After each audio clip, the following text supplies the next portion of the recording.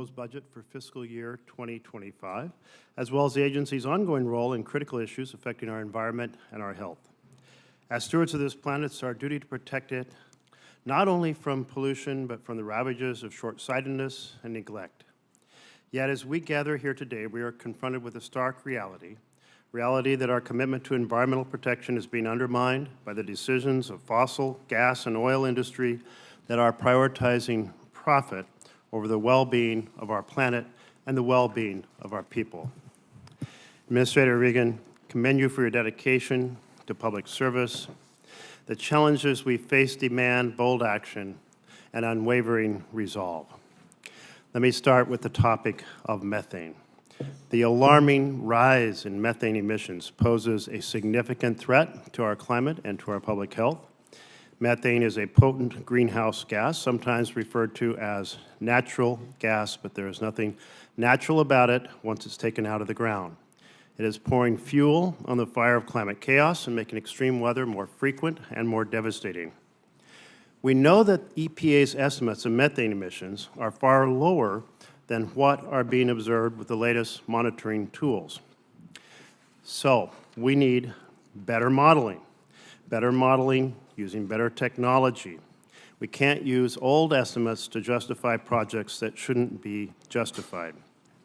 Thankfully, EPA has finalized the super emitter program, well done, and created the methane emission reduction program through the Inflation Reduction Act. Together, the super emitter program and the methane emissions reduction program have the potential to significantly reduce methane emissions from oil and gas wells, but only if we use modern technologies. I'm deeply concerned that EPA, given its deep expertise regarding human health impacts, has deferred its role in obtaining and securing the technology that has been funded through the work of Congress. It's important to ensure we maximize the super emitters program in taking on this challenge. And we're also learning more about methane from landfills. Landfills provide an important cost-effective opportunity for us to reduce emissions now, and EPA needs to take a look at and update its regulations regarding landfills. Well, next, wildfires.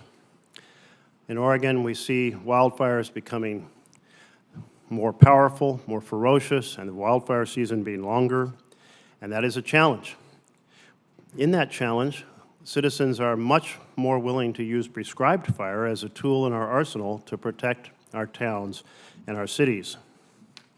It mitigates the risk of catastrophic blazes. And we need both strong science-based standards for clean air and regulatory clarity for exceptional events like prescribed fire. If the particles that are in the air from prescribed fire are then used to force communities to adopt stronger standards on other things, as if that was the same particles from a natural fire, then there's an incentive for these communities not to use prescribed fire, which makes the whole situation worse. So that's a piece that I hope we'll take on.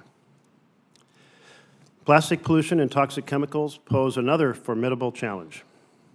We know we are failing in our vulnerable communities, especially on the Gulf Coast, which are being overburdened by toxic chemicals from plastic production. We need to do more to protect those communities. On this committee, I'll do all I can to increase EPA funding so we can implement and enforce our existing laws better. But then EPA must act. One place one can start, the EPA can start, is by re-examining significant impact levels for air quality standards for permitting petrochemical facilities. The evidence is clear that the substances that are carcinogenic to humans and states have abused the permitting process to the detriment of frontline communities. Let's not impose even more pollutants on those frontline communities. This is a key issue of environmental justice.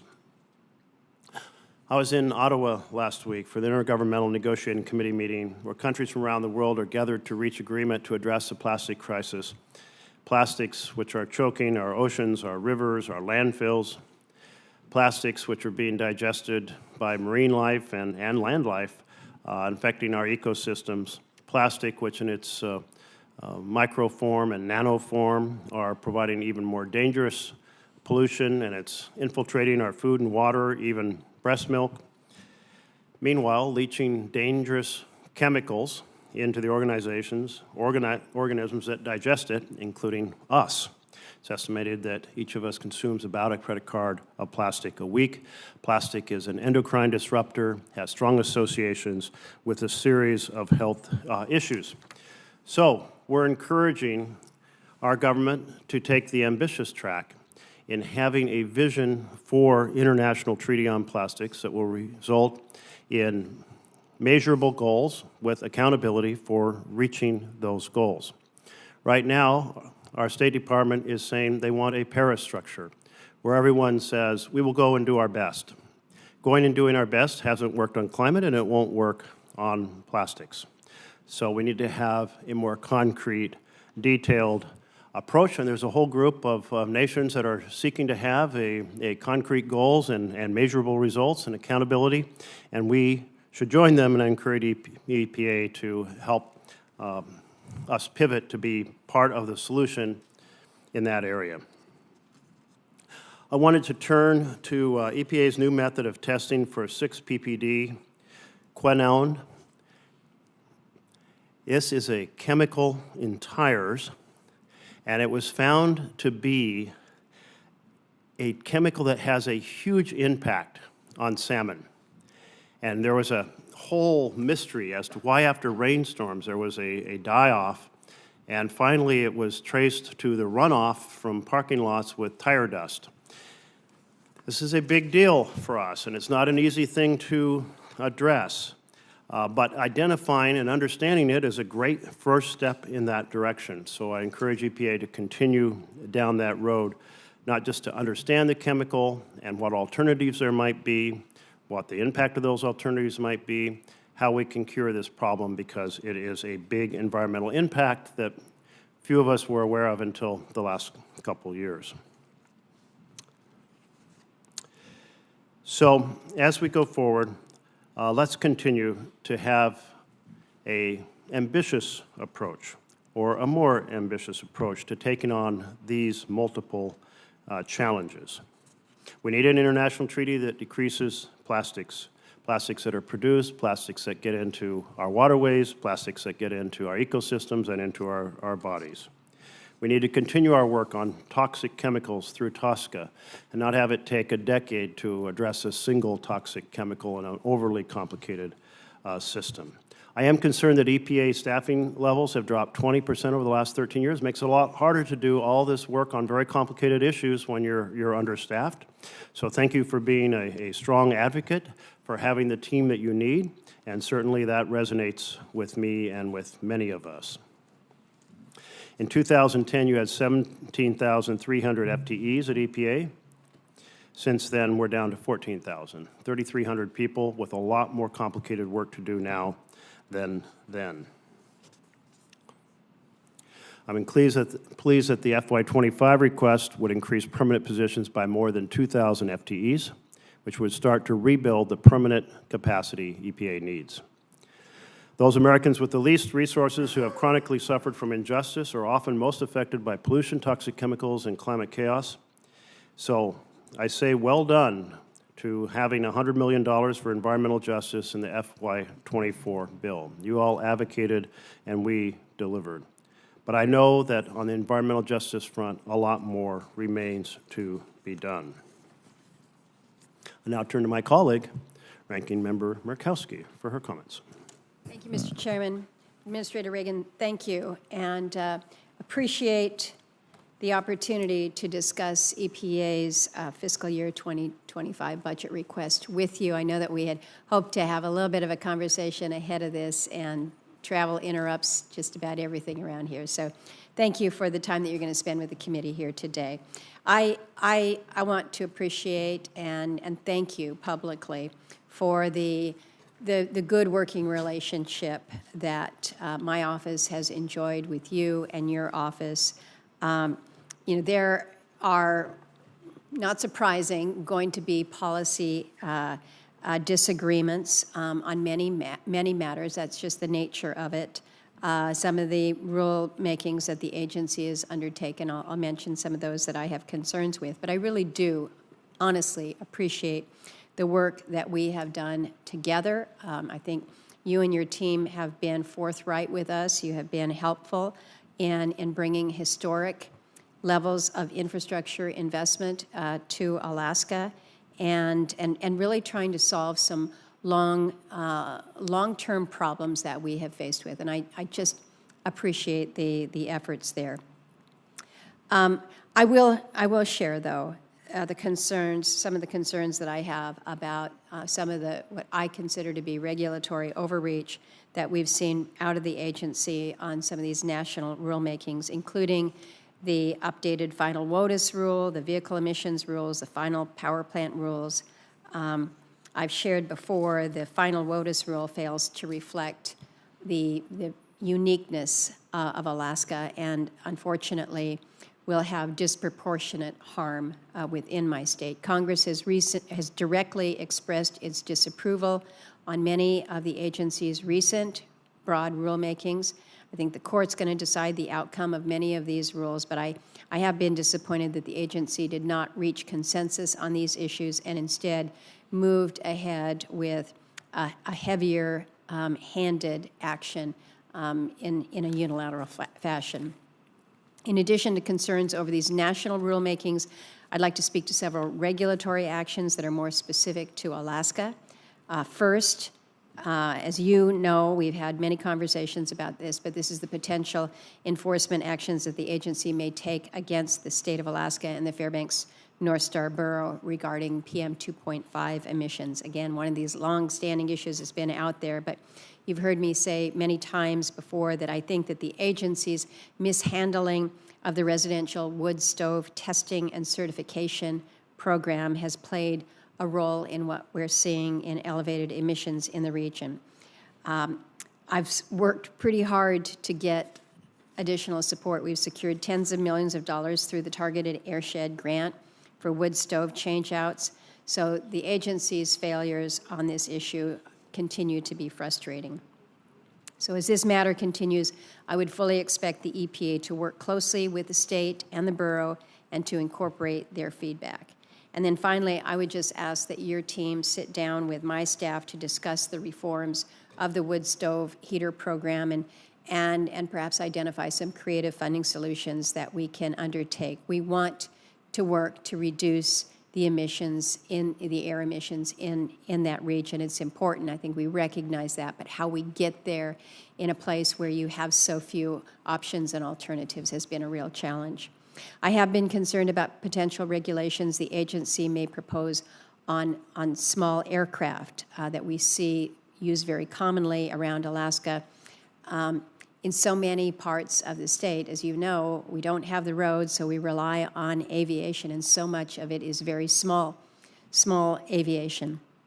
In October of last year, EPA announced an endangerment finding for leaded aviation gas, which is used to operate the piston engine aircraft. These are the small planes that carry roughly, 2 to 10 passengers. But we rely so heavily on these types of aircraft for travel around the state, moving people, moving basic necessities. And so if EPA promulgates what would be unnecessarily strict standards for these lead emissions from these particular aircraft without considering the unique needs and the challenges that are specific within the state, Alaska could really, really be crippled by supply chain issues, travel disruptions as air carriers are literally forced out of existence because they don't have any other place to go.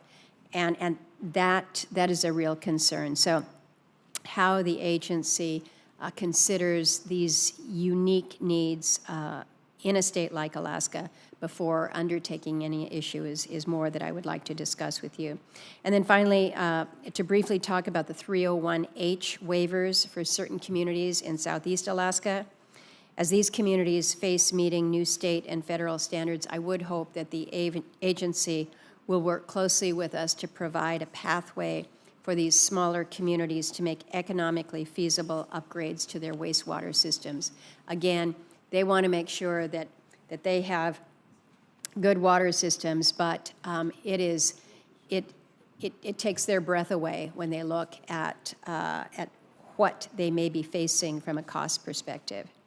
So turning to investments in Alaska, again, I want to thank you and those in the agency for your leadership on ENCSA contaminated lands. It's been decades of federal inaction on this true environmental injustice to Alaska Native communities. And the federal government, with EPA's leadership, is finally providing resources to assess and clean up these contaminated lands. In the 2 years since we started working together on this issue, $190 million is now available to Alaska Native communities and organizations for contaminated lands remediations. So it's been $40 million through the new annual grant and $150 million in one-time funding through EPA's Community Change Grant Program.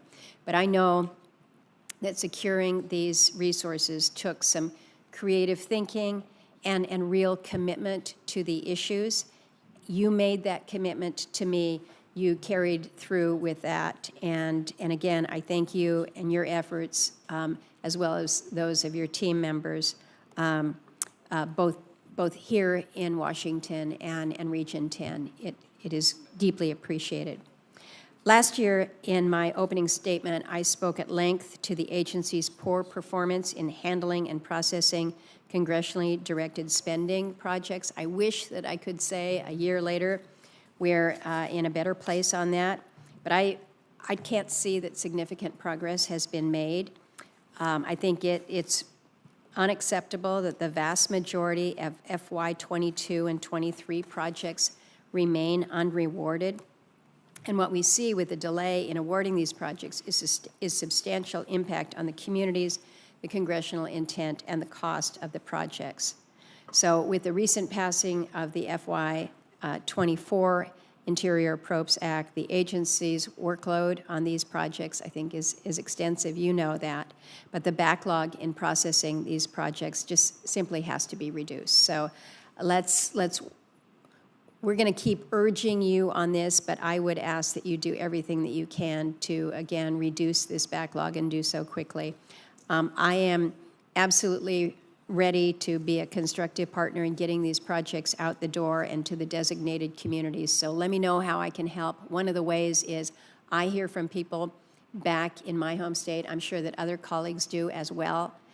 And when we call you up, we get attention to the matter, but it shouldn't have to be that way. So let's work together on that. I'll close by just telling you I appreciate that you have come to Alaska. You've worked with me on a number of important issues to my state and to my constituents, and I know we'll continue to work together. But I hope that you and the agency will respond to and address some of the concerns that I've raised in my statement today, and we'll have opportunity in the follow-on questions. But Alaska is a great time to come and visit, and you're welcome back anytime.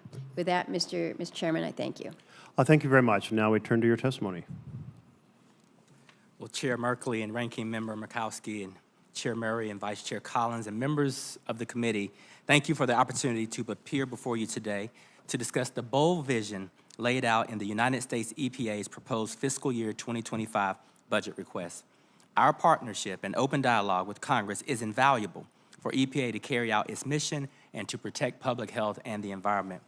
Over the last 3 years, we've been hard at work at EPA, and under President Biden's leadership, my agency has finalized protections that will bring 100 million people cleaner and safer drinking water, free from PFAS, and we've worked hard to right many of the historic wrongs communities have faced for generations.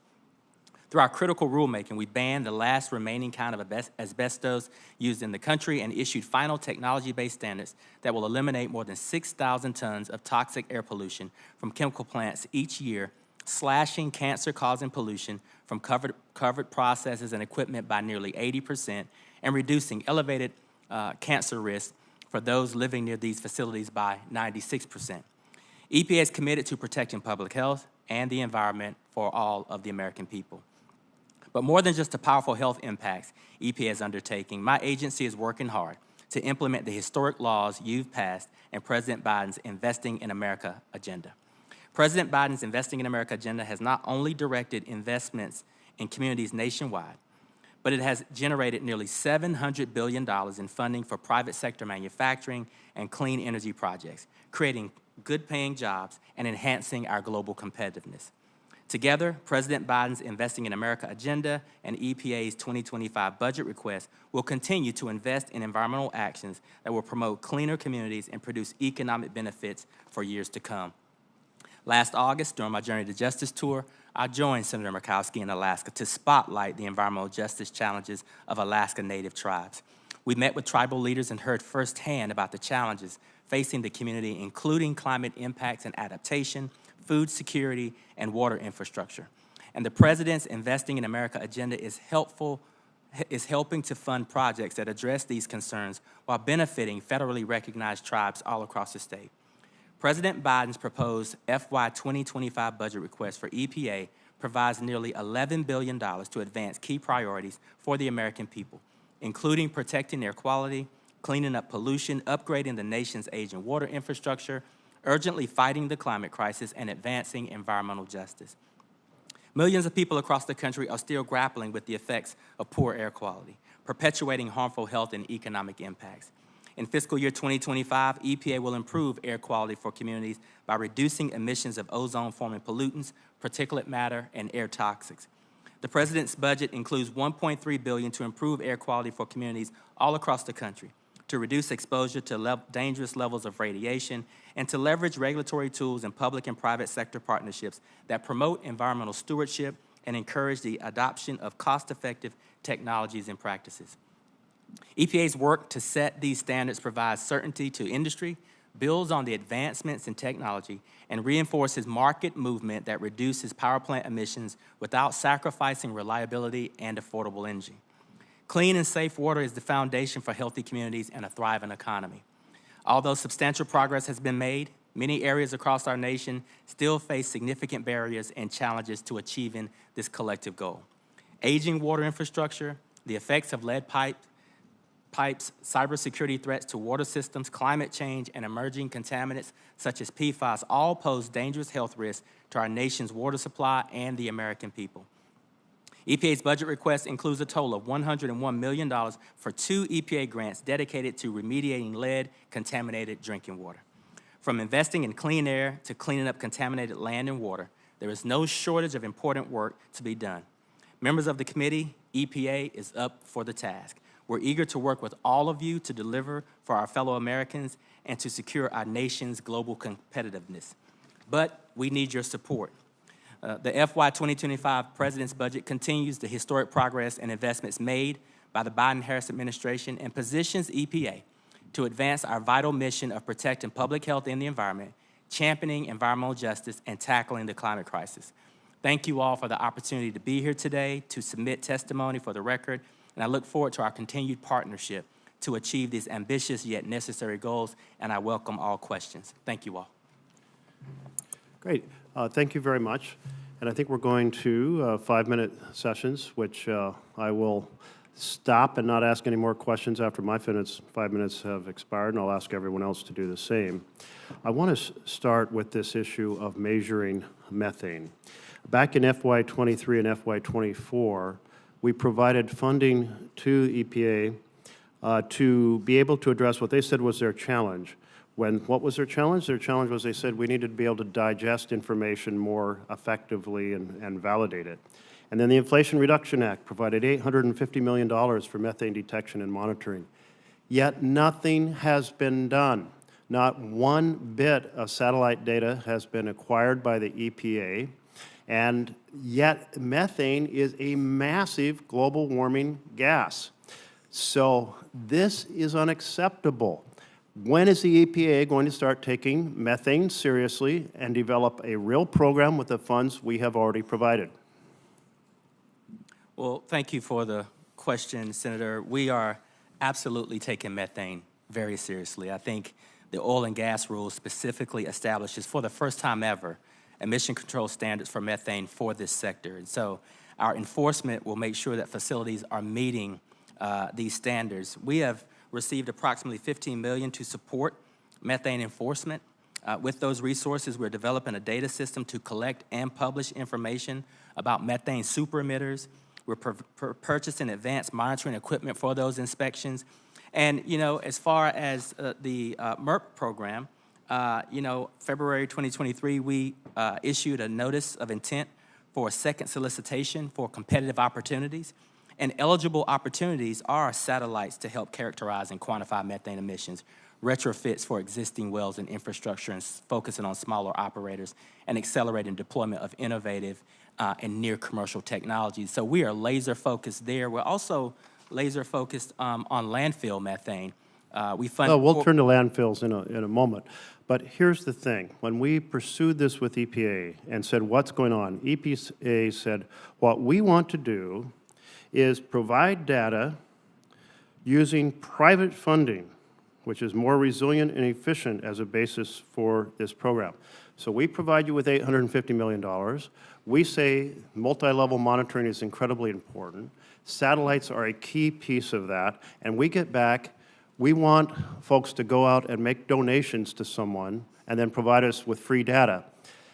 That is a stalling tactic on this important issue, and it's just not acceptable. Asking, let's go out and you know, put out our cap and say, someday can somebody help us acquire methane information? This is a big deal. We have raised it repeatedly, and we need you all to get the process together and really start tracking. It's fine to say you're going to go and do a penalty program for super emitters, but you don't know what they are if you don't have the data. We have to understand this program across America.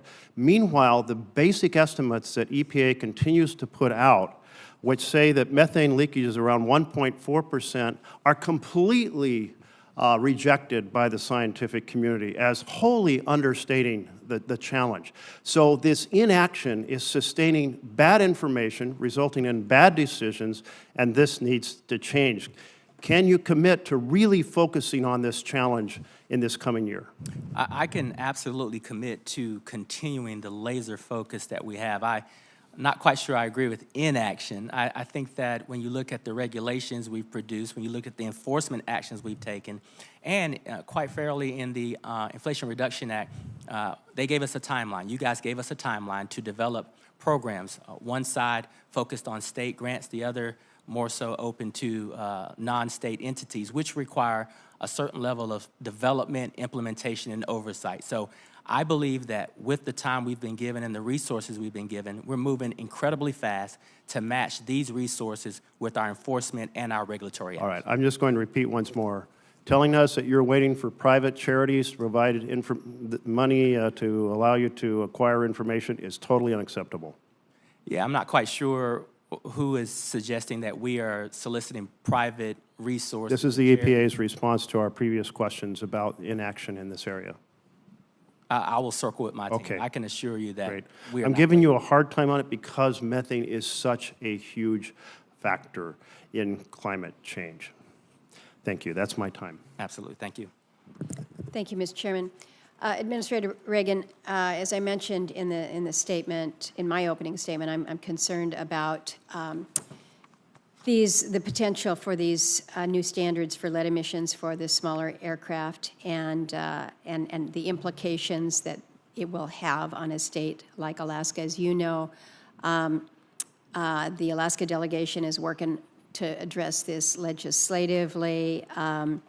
We're hoping that we may be able to address this in the FAA bill that we will be moving to hopefully this afternoon.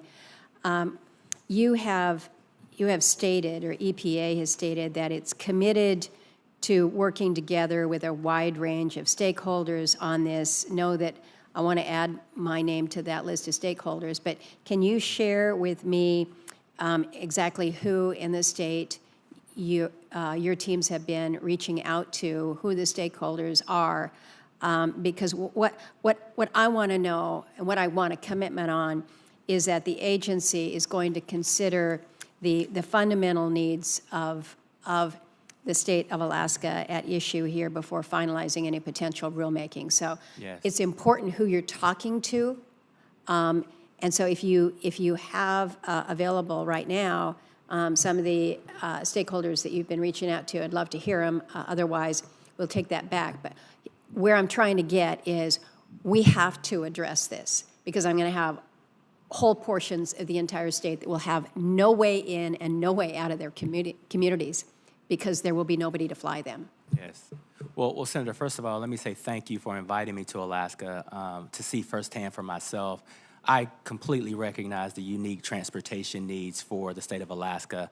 I just want to state that we have, by law and by requirement, looked at the endangerment finding of lead.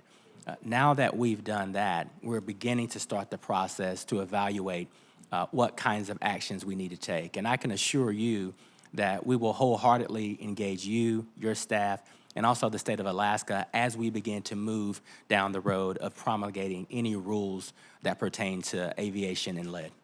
Well, and I look forward to that engagement. But again, when we talk about what environmental justice looks like, think about what it means to some of our very remote, very rural, primarily Alaska Native communities that will, again, be completely locked in, shut down. No way to gain access to health care, no way to gain access to public safety. So please know how significant this is.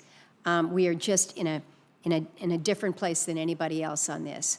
And it kind of ties into what we've been trying to do with the situation with PM 2.5 in Fairbanks. We all want to work to reduce the emissions issues, improve that air quality. I know the agency is working with the state of Alaska and the borough on a path forward, but we're just very concerned about this threat out there of enforcement actions.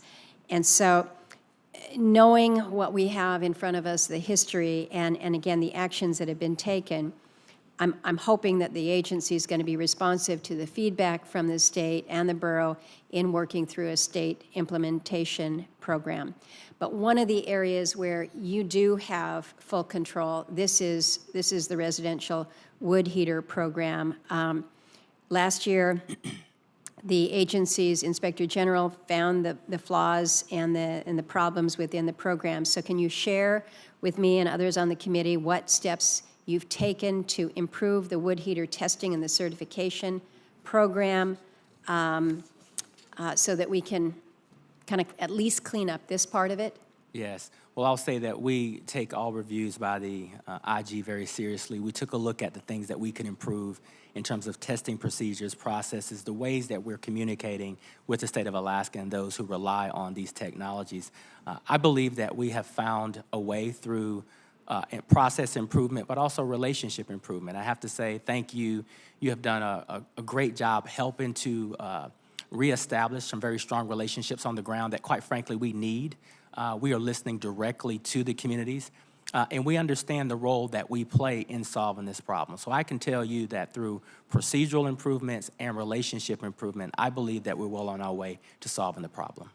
Well, I know that you've given me that commitment, but we're going to have to we're going to have to be creative in some funding solutions for working to reduce these PM 2.5 emissions going forward. My time's expired. I've got a lot more, and I'll look forward to those. Thank you.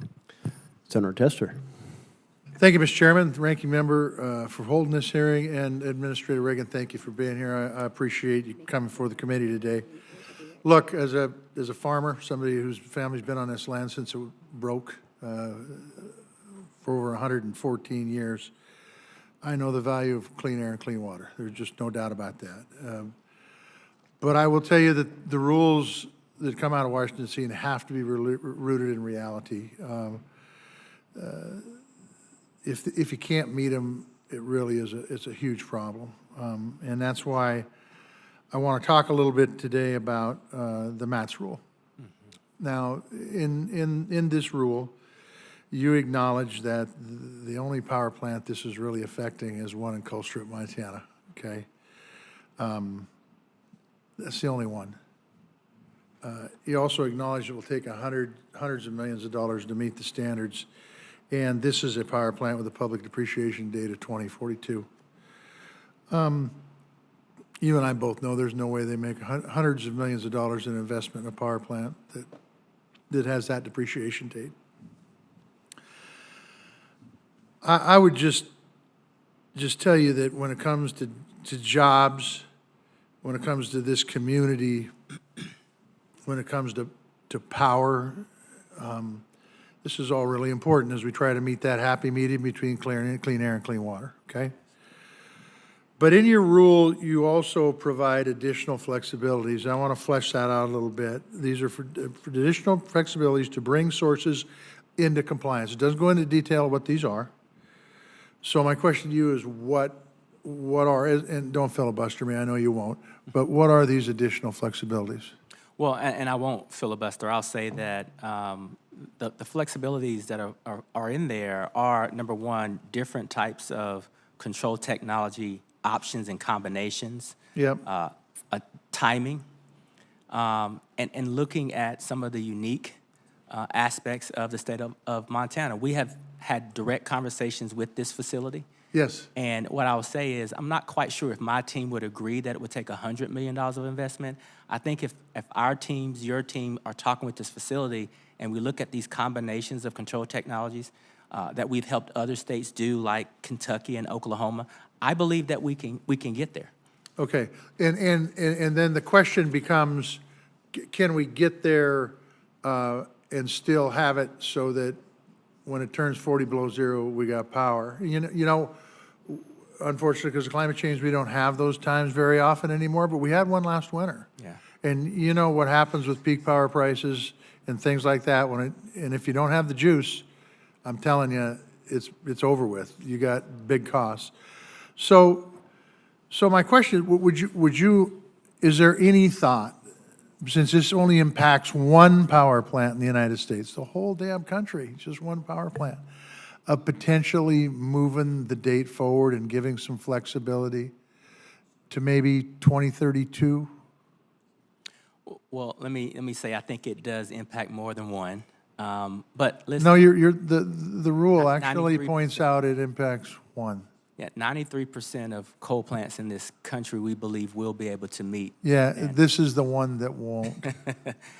Let me say this. I'd love for our staffs to talk. Okay. Because they've been having some very technical Good. conversations, and I do believe there's a path forward. We need to visit. Now, I want to make something really clear. I talked to a lot of people about this. There's nobody that said, let's just throw the rule out. We think this rule is a bunch of garbage and we should throw it out. All of them said, I see what they're trying to do. They just need to understand that a one-size-fits-all rule doesn't necessarily work all the time. Yep. Okay? And so if you're willing to work with my staff and we're willing to move this thing forward in a way that really ensures both climate, find that sweet spot, ensures both climate stability and energy stability without totally torching this community, it'd be a big win for everybody, okay? Sounds good to me. We thank you for that. This is really, really important. And I get it. I mean, I get it. I understand climate. I mean, I've been through two of the worst droughts I've ever had on our farm, and that's in 114 years, okay? And we're still ain't out of it, by the way. It could be another one this year, and hope not, but it looks like it might be. So making sure that this stuff works for everybody is really, really, really important. Appreciate you. My time's run out. I want to talk about Superfund sites too, but we'll do that when we come in and talk about MATS, okay? That sounds great, Senator. Right. Thank you. Senator Heinrich. Thank you, Chairman. First, I want to thank you for the work the EPA has done to finalize the National Drinking Water Standard with respect to PFAS. This is something that all of our colleagues are struggling with in their states. Can you kind of walk through this budget request and all the pieces and parts of where you're going to be able to make progress with respect to PFAS contamination as a result of this budget? And do you think it's adequate to meet the incredible challenges that we face with PFAS? Well, thank you, and it's been a combination of all of us and our staffs working together. This is an issue that doesn't know boundaries, political or state. Listen, the final rule that we designed, we had input from over 120,000 serious people in the water sector. And what I'll say is, as I said in my opening, we're going to, reduce PFAS exposure to over 100 million people. And then we also announced at that same time a $1 billion grant, thanks to the bipartisan infrastructure law, to help some of our smaller communities comply with this rule. The reality is that we have focused on a number of PFAS in this first drinking water standard, and we have thousands more to focus on. So we really need the resources and the staff to have a comprehensive approach of protecting our water quality from these forever chemicals. So we would use that money to continue to collect the scientific evidence, look at how to design technology and health-based standards to protect as many people as possible from different forms of this pervasive chemical.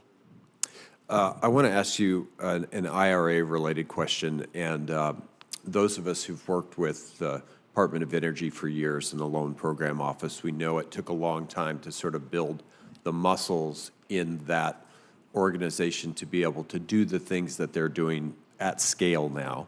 The Greenhouse Gas Reduction Fund, the National Clean Investment Fund, these were things that were sort of created out of whole cloth in the IRA. Can you talk about implementation progress there and where you're going with that? Well, we feel really good about the $27 billion Greenhouse Gas Reduction Fund, that $20 billion that's focused on those investments for clean technology, and the $6 or $7 billion that's focused on solar for all. Thankfully, you all had the wisdom in the law to give us the flexibility to add to the expertise that we already had. And so we were able to use some of those resources to hire some of the expertise that helped us to design this program. But the program is also designed in a way where we're leveraging those in the private sector, those in the investment space who understand how to leverage capital. This is $27 billion that we think is going to pull hundreds of billions off the sideline. Right. So with those time-limited positions, coupled with the EPA expertise, we believe that we created a really strong grant competition, and we're going to see the fruits of that labor. Feel really good about the metrics, feel really good about the types of transparency that we built in. And, we have invited our Inspector General and others to ensure that we have the transparency, and we're keeping an open book on that. So I feel really good about where we're headed. I look forward to more news on that front as you continue implementation. The Supreme Court's Sackett decision last year had an impact on New Mexico that is outsized to most of the rest of the country. Over 90% of New Mexico's waterways were left without any protection from pollution or infill. And New Mexicans have worked really hard over the years to improve water quality and now are grappling with this new situation that is really untenable. How can the EPA work together with states like New Mexico to fill that gap? Well, it was a disappointing decision for a number of us, but I committed as administrator to follow the science and follow the law, and the Sackett rule is very prescriptive. And so for those who are feeling left out, whether it's North Carolina, New Mexico, or whomever, we're encouraging our states, tribes, and municipalities to use available resources that we have, such as our wetland program development grants. There are some other grants in Bill and IRA that we believe we can couple to fill some of those gaps. Listen, I'll say I have pledged, and my staff is pledging, that we will not leave any communities behind. And we know that there's some serious water quality issues. I don't believe that the decision from the Supreme Court helps. I think it complicates. But that being said, EPA and the Army Corps will follow the law. And with help that you all have given us through grants and resources, we believe we can plug those gaps with resources and technical expertise. Great. I'm out of time. I've got another question on rodenticides that I'm going to give you for the record. If you could get back to us on that, that'd be appreciated. Absolutely. Thank you. Now we'll turn to Senator Van Hollen. Thank you, Mr. Chairman. Administrator Regan, it's good to see you again, and I want to start by thanking you and the team at EPA for your help in the response to the Key Bridge collapse in Baltimore. EPA was on the scene with coordinators who worked with the Unified Command to assess potentially hazardous cargo aboard the Dolly and provide recommendations as needed on removal or recovery plans. So thank you for lending that technical expertise needed to protect the public health.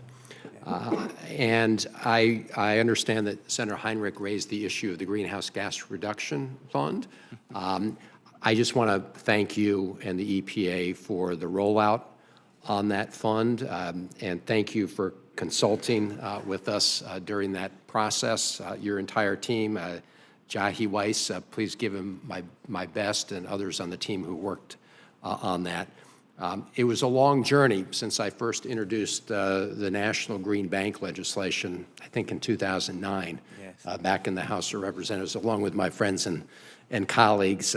And originally, that provision was included on what was known as the Waxman-Markey bill that we actually passed out of the House, but it died in the United States Senate. It does show what collective persistence will bring. So the IRA has many good provisions. This is one of them. Thank you and your team for helping roll it out. I see in the budget you've got $5 million for sort of administrative oversight right now. If you could just talk very briefly about how you're going to use it. It seems to me we have to make sure we're on target yes. to achieve our goals.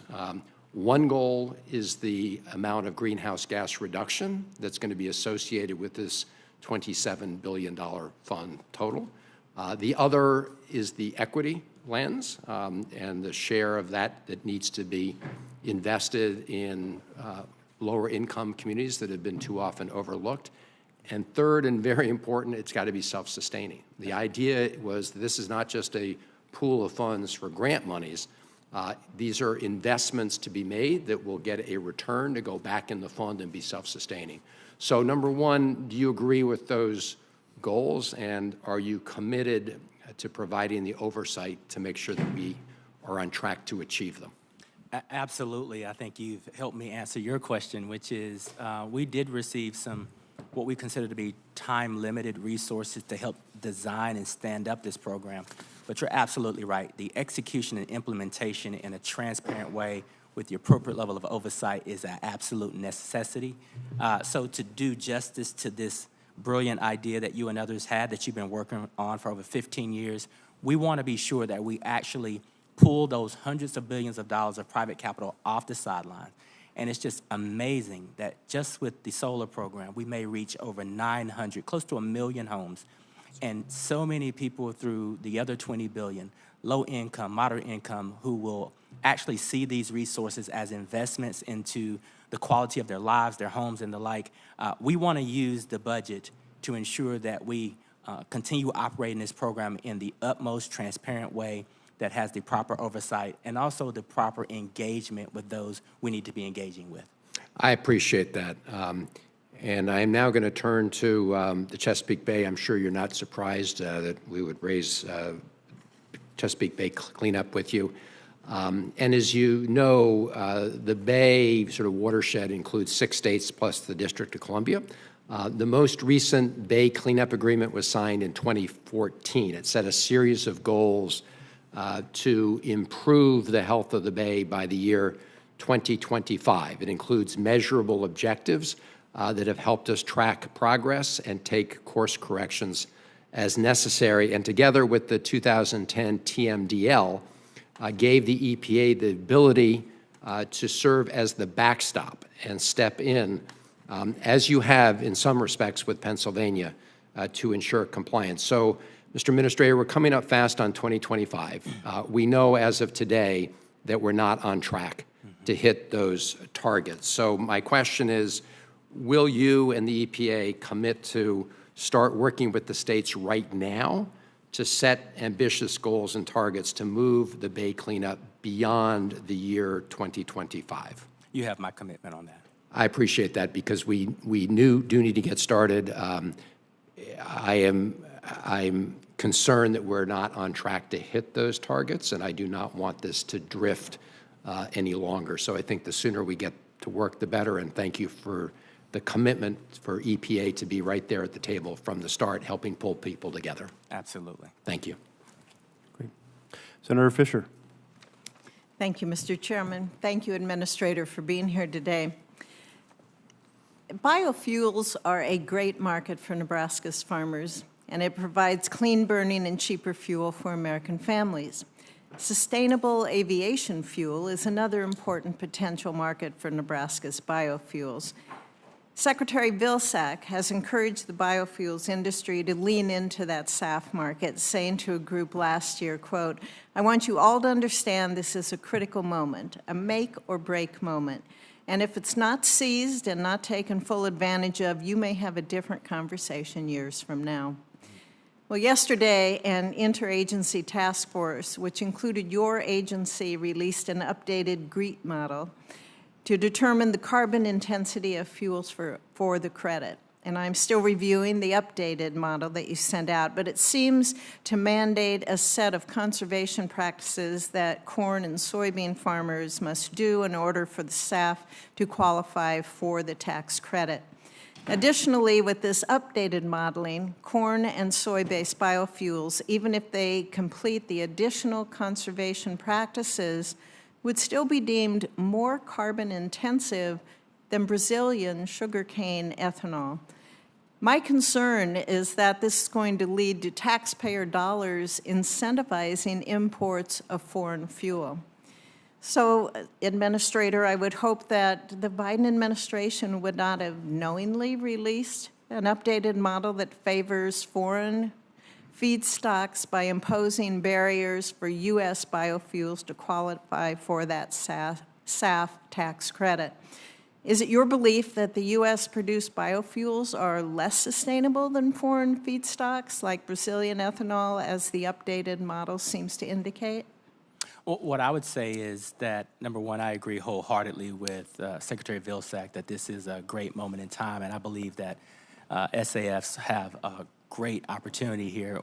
Our role in the interagency focused on updating the GREET model was to ensure that we gave all farmers options to comply with the Clean Air Act. So what I think you'll see with this updated model, and what I've heard farmers say, is that there's more flexibility in how this model is going to determine the outputs to ensure compliance with the Clean Air Act. I think the design of conservation programs and tax policy, well, those questions are probably better steered to USDA or Treasury. I'm not an architect of how those programs work, and I tell you that my focus was to ensure that we put a product across the finish line that gave farmers maximum flexibility and options for Clean Air Act compliance. Oh gosh, I think you're going to be hearing from corn producers all across the country, and especially Nebraska.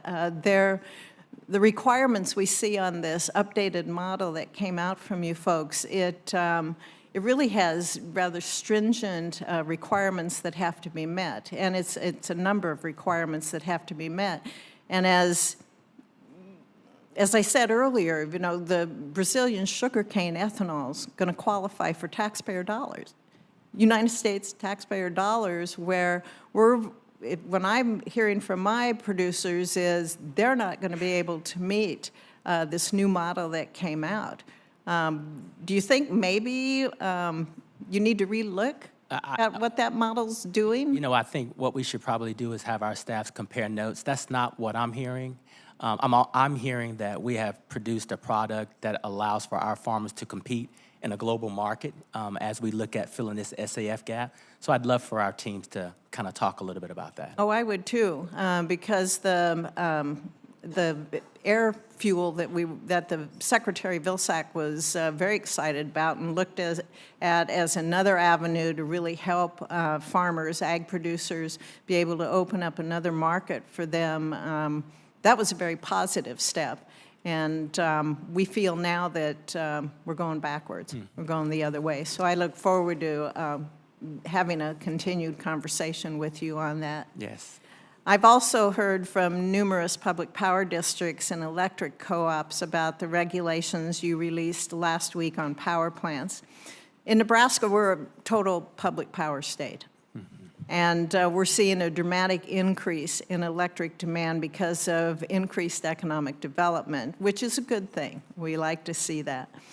And the public power districts and our electric co-ops, they've expressed concern that EPA's rule jeopardizes affordability and reliability by foreseeing the premature closure of coal-powered plants. And you've been quoted as saying, the EPA knows the potential of this industry, power generators, and we've been talking to this industry. They provided us comments over the past 2 years, formally and informally.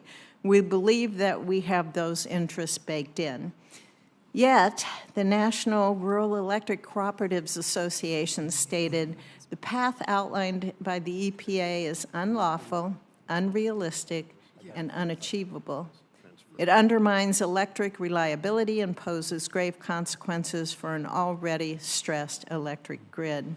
So how do you square your comments that rural electric interests are baked in with the rural electric industry describing the rule as unlawful, unrealistic, and unachievable? Yeah, I feel that it's unfortunate that it's described that way. I would say that when you look at what we proposed, the enormous amount of comments that we accepted from EEI and from rural electric cooperatives, I think that the rule gravitated towards a level of flexibility and expansion that took a lot of what they said very serious. And so I believe that not only did we listen, but we produced a lawful rule. I'm sure that the courts and others will decide. But when you look at the work that we've done with DOE and FERC and those who specialize in grid reliability, this meets the mark. We understand that there will not be jeopardy in reliability based on this rule. And when we did the cost analysis, we looked at a potential increase in cost of between 0 and 1%. And so I feel very good about the rule that we proposed, and we'll look forward to the implementation processes and working with the states to be sure that the flexibilities that we believe are there are actually built in. Well, with all due respect, Senator Fisher? I would say our Nebraska public power districts and co-ops, again, public power, they're opposed to the regulations because they do believe it's going to really hurt our affordable electric generation. Thank you, Mr. Chairman. Thank you very much. Senator Peters.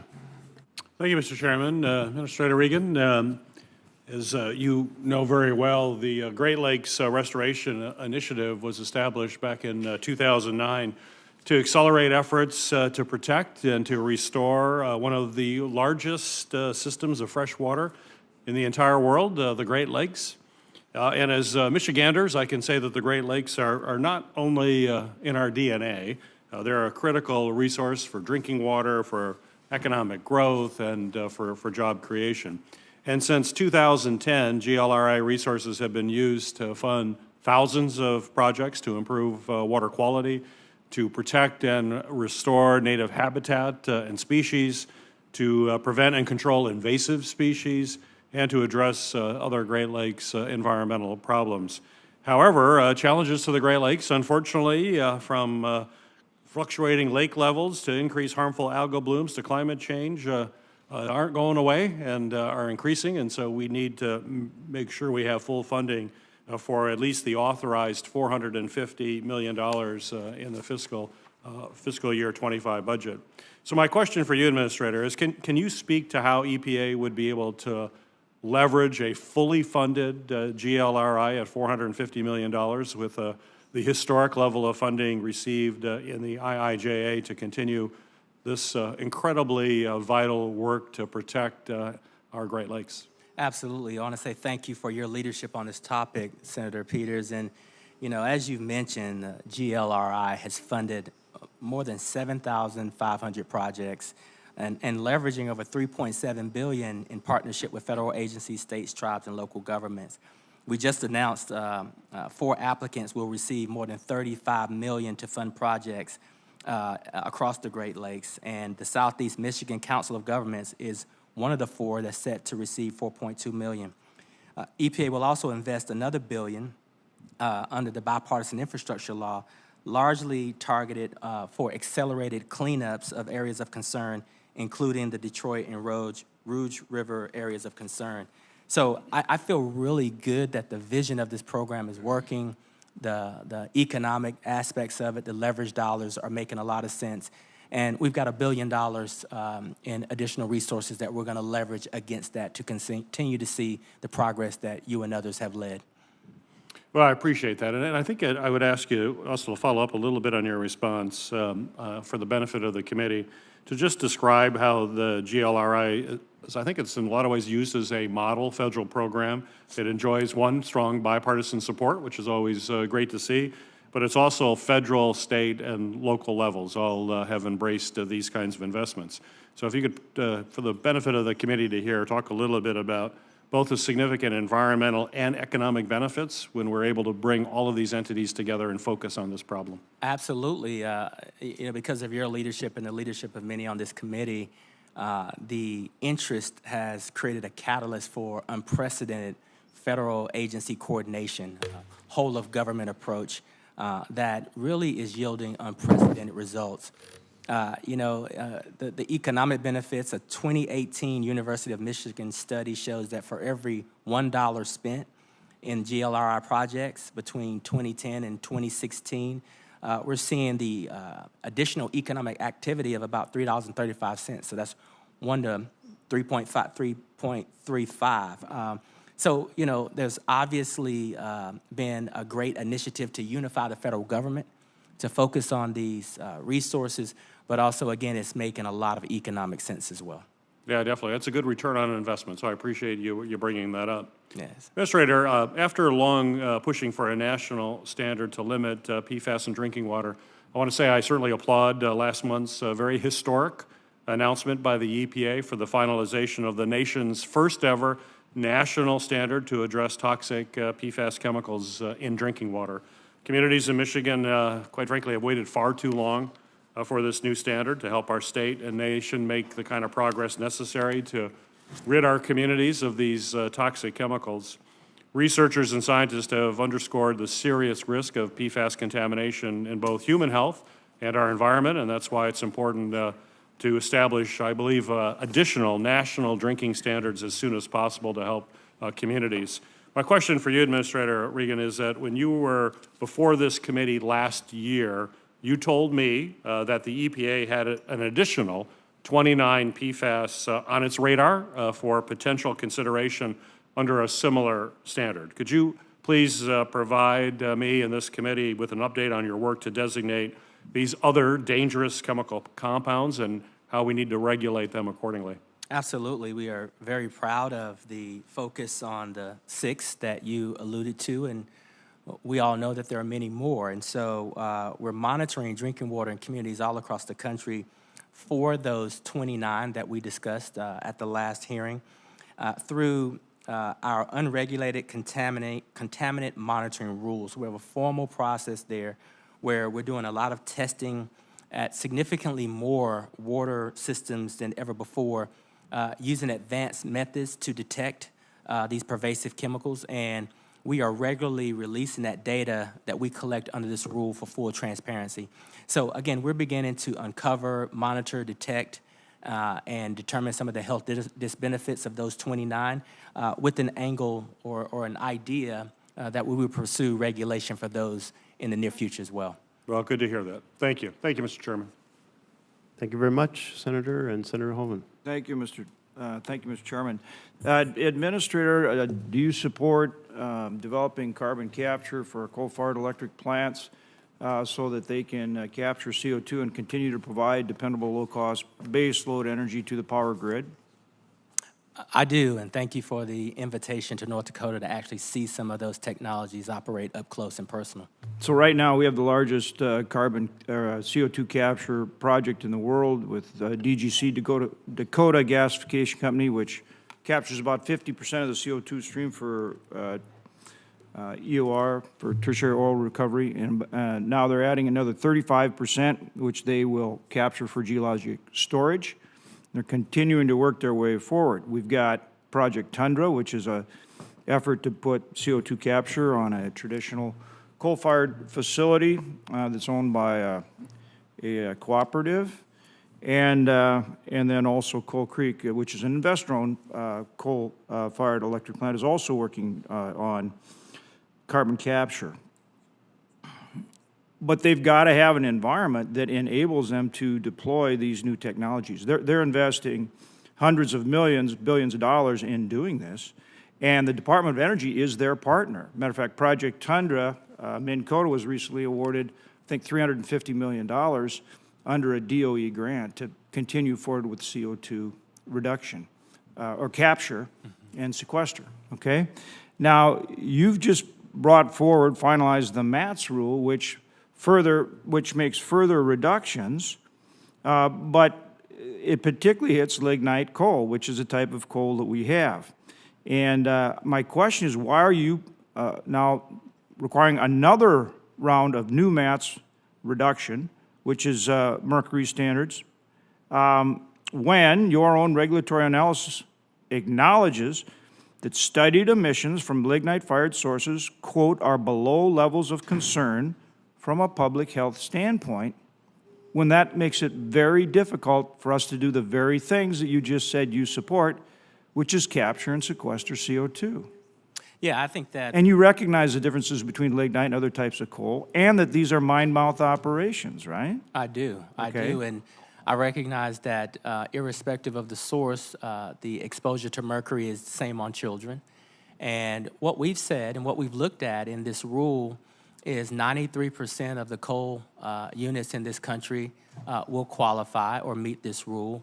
And there's about 7% that we want to work with and focus on. That rule has some flexibilities in there, some technology combinations that we'd like to consider.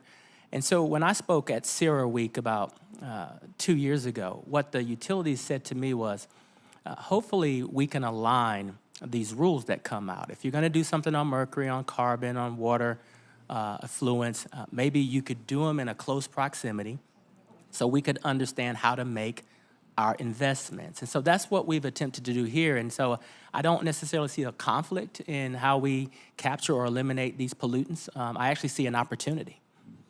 Well, then you're going to need to work with our industry because lignite coal does have differences that you need to take into account. Are you willing to do that?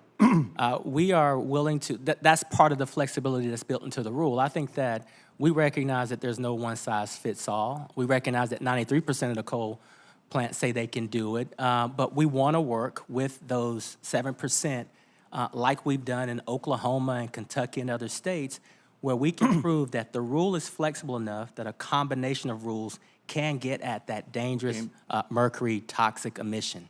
All right. If you want to have these technologies deployed, which our companies are making huge investments in, as is the Department of Energy, then you're going to have to work with them so that they can, in fact, do it. Another example is your new CO2 rule as far as total emissions, now saying that emissions have to be reduced by 90% by 2032. Okay, I just cited a project. It's now the largest carbon capture project in the world in Dakota Gasification Company, okay? They actually turn lignite coal into natural gas. Now, with the new deployments, they'll be up to maybe 85%. They're just getting up and running.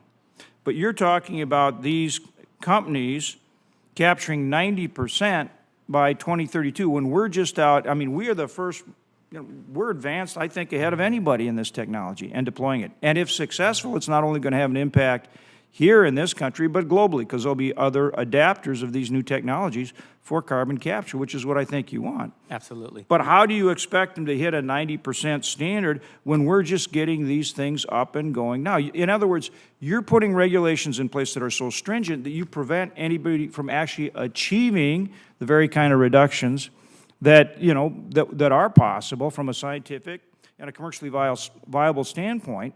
And if those regulations prevent it from happening in this country, there's nobody else around the globe that's going to do it. They're going to just keep emitting more CO2. So aren't you a lot better off to work with our industry to accomplish these new standards that continue to keep this base load in operation, and just like we've done with SOx, NOx, mercury, and all these other things, address the CO2.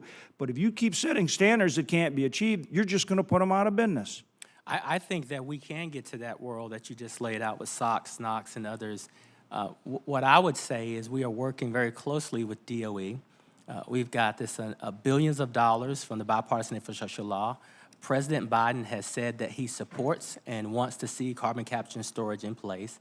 And so when we look at what DOE is doing, what Bill is investing, and the timing of this rule, and what you're doing in North Dakota, what's happening with Governor Gordon in Wyoming and other places, I believe that we can get there.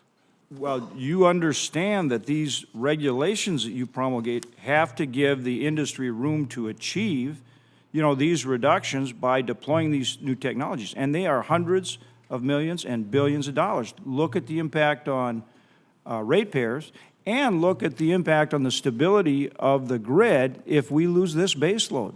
Yeah. So don't those regulations have to empower our ability to do these things? I think they will, and I think they'll work together. And I do believe that once we look at this rule and look at the state implementation plans and look at the process that individual states and these utilities will go through, taking into consideration the billions of dollars that we've gotten from Bill and IRA, and looking at, again, the resources that DOE is pumping into this technology, I believe that all of these things can and will converge if we approach the planning process the appropriate way and continue to have these conversations. We're going to move on to Chairman Murray. Thank you very much, and thank you, Administrator Regan. Good to see you today. These hearings really offer us a really critical look at the needs that are facing our nation in FY25, and as I've said before, and as we have seen many times, keeping our nation strong and our families safe is about a lot more than just how much we invest in our military. It's also about the absolutely essential investments we make at agencies like EPA, which ensures that we have clean air and clean water for our families and protects our communities from toxic pollutants and cancer-causing chemicals and a lot more. So as long as I'm Appropriations Chair, I'm going to make sure that we never lose sight of that reality or leave essential domestic needs behind. Now, I've been very clear from the start, I don't like the bipartisan spending caps we have to work with. They seriously limit our investments in our country's future, and they forced a lot of tough funding decisions in the bill we just completed. There's no question that FY25 is going to be even tougher than last year, but I am absolutely committed to working again in a bipartisan way to make sure we address the challenges we face for defense and non-defense alike. For me, the order of the day, every day as we work on our new funding bills now, is to make sure our families are always treated as an equal priority in our funding bills and are as important as our military spending. They are both critical to our nation's success. So, Administrator Regan, thank you again for being here. I wanted to ask you about the President's budget request for FY25. You include key funding increases for some of EPA's core programs. This is the funding that ensures that EPA can enforce our bedrock environmental laws like the Clean Air and Clean Water Acts, protect our ecosystems, our waterways, our communities. The request for clean air programs would boost funding by $393 million. Would you talk to us about why that need is there and how it would be used? Well, thank you for that. And the increases in the President's budget, I believe, do respect those spending caps. And it's really important that we look at those requests that were made are so that we can keep up with some of the progress we're making. We are just proposed a really good, strong drinking water rule on PFAS. But that's 6. We've got 29 in the wings, and we've got thousands more. So we need to keep the pace there.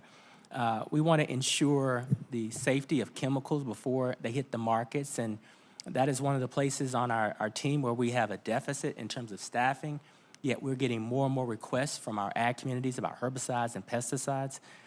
We have to maintain the progress that we're making on cleaning up our Superfund sites and our brownfield sites.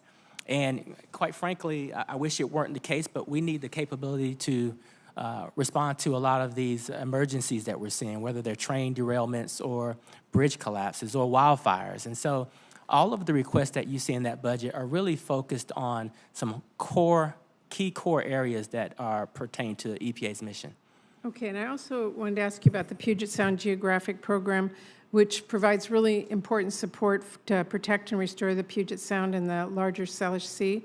I am pleased to see that the budget continues to include robust funding for those efforts, protects our local ecosystems and from climate change and habitat loss and pollution, and also protects tribal treaty rights and tribal sovereignty, including by supporting recovery efforts for salmon and southern resident killer whales, all really important priorities to me. Can you talk about how your budget investments support the Puget Sound Geographic Program? Well, it does. It's very important that it does it keeps pace and maintains all the progress that you just laid out. In addition to the threat and danger that we're seeing from 6 PPD, this underscores the need for the science and the ecological protection there. And so I want to thank you and Congress for the resources and the focus there. But specifically for the Puget Sound, we've successfully followed through with our new statutory requirements to stand up the Puget Sound Recovery National Program Office and the Puget Sound Federal Leadership Task Force. As a matter of fact, I believe our task force leadership is completing our first report to Congress and under the statute, and we'll get you a copy of that. But I want to say that I'm very proud of the work that we're doing on the Puget Sound and protecting that ecosystem in those waters. And through your leadership and through these task force and program offices, I think we're well on our way. We just need the budget resources to continue the progress. Okay. And finally, let me just say that I really want to commend the EPA, along with the Department of Energy and the Washington State Department of Ecology, for reaching a holistic agreement on the treatment of tank waste at Hanford site earlier this week. I take the federal government's moral and legal responsibility to support the Hanford cleanup very seriously and make sure this committee does as well. So we'll be talking to you in the future about how you can make sure that that is on top of the agenda and we're putting cleanup first. So thank you very much. Thank you.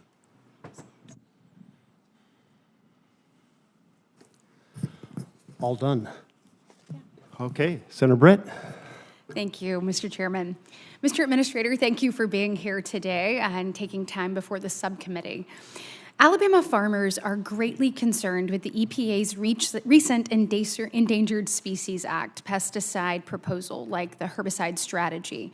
These proposals could impose hundreds of millions of dollars in new restrictions on farmers who need these tools to protect crops and maintain conservation practices like reduced tillage and cover crops. Some farmers are finding that they may lack options to comply with the EPA proposal, which means that they have to entirely stop using tools that are vital to their farms. And I hope that you and I both share the thought that food security is national security, and making sure that we continue to support our farmers and continue to support the job they do, knowing that they protect their land. The fruitfulness of it is what allows them to continue to do their job and support the work they do, not only for their community, but truly for the entire nation. In that vein, bipartisan instructions were provided to EPA in the final fiscal year 2024 Interior Appropriations Report to ensure the use of, quote, best scientific and commercial data available, end quote, to assess species risk as the law requires. These instructions include using real-world data on pesticide usage, existing conservation practices farmers are using to protect wildlife, real-world data on spray drift and water concentrations to supplemental models, among other sources. My question for you, Mr. Administrator, is how does the EPA plan on implementing Congress's bipartisan instructions? Well, thank you for that, and we do share that goal, and I can say that I agree that no farmer should wake up in the middle of a growing season and have to face some of the decisions that they're having to face. Thank you. You know, I think previous decisions that span decades and court rulings have put us all in a precarious position. I do feel really good that we are speaking with our farming community, our agriculture community, on how we approach the Pesticides and Endangered Species Act. And we've come up with some strategies that, quite frankly, a number of farm groups have spoken very positively about. Okay. The American Soybean Association and the Ag Retailers Association. So I think we're digging our way out of this hole. Mm-hmm. We're having a lot of conversations using similar conversations around using the same science so that we can achieve some of these goals that will provide certainty for our agriculture. So one of the two things I've heard, and so these are my concerns, is that we're not using kind of the directive that was in the bipartisan report language. And so it's been brought to my attention that in some ways the EPA seems to be intentionally using conservation models that are designed to overestimate risk, and which is explicitly not, you know, the best scientific and commercial data available. And so that type of risk assessment is something that I'm worried about, because I believe it'll necessitate farmers adapting additional restrictions and, to just mitigate what may be a phantom risk. And so I just want to make sure, if that comes across, if you will make sure to just kind of drill down and ensure that's not happening, because I just want to caution EPA. After last year, we saw the D.C. Circuit Court rule against the National Marine Fisheries Services for taking that similar approach of overstating risks to different species. And so I strongly advise EPA to implement the bipartisan data instructions as Congress has directed. And the other feedback that I have gotten is that there may be a potential of you having some type of significant volume of things and maybe not having staffing in order to be able to implement this. And so my question on that front is, would the EPA consider appointing designated non-federal representatives to help you meet the ESA responsibilities and Congress's bipartisan data instructions? I think you will see in the budget, we attempted to be responsible. Good. And provide a request for the necessary bodies to do so. That particular office, or the office that we're talking about, is down to levels that early 2000s and more. So I think what there is a common agreement is that we need more staff and more resources to keep pace with what the courts are pushing our way. And I'm not certain that we are comfortable with the over-reliance of a federal responsibility to volunteers or folks who have expertise that are not contractually acquired. So we would really need to talk through what you're would you mind, I know I'm about out of time, would you commit that our staffs could get together and actually talk about this? Because I don't think the EPA needs to do this alone. If you look at the Endangered Species Act, it actually allows the agency to designate non-federal representatives to help do this work. And so would you commit to me that we can sit down and have that conversation and see if there is a path forward? I would, and I'd love you. for us to prioritize doing it in a way that we haven't done in the past. The court decisions and the use of that program contributes to why we are here today. Well, let's work together and see if we can find a path forward. Thank you so much. Thank you. Senator Sinema. Thank you, Chairman Merkley and Ranking Member Murkowski, and thank you to our administrator for being here today. As you know, a slate of recent rulemakings from your agency stand to have enormous impacts on the prosperity of Arizona. We are committed to a clean and healthy environment, and the manufacturing boom in my state is helping to lead the way. From advanced semiconductors to batteries and the critical minerals they're made of, Arizona is at the forefront of the clean energy economy.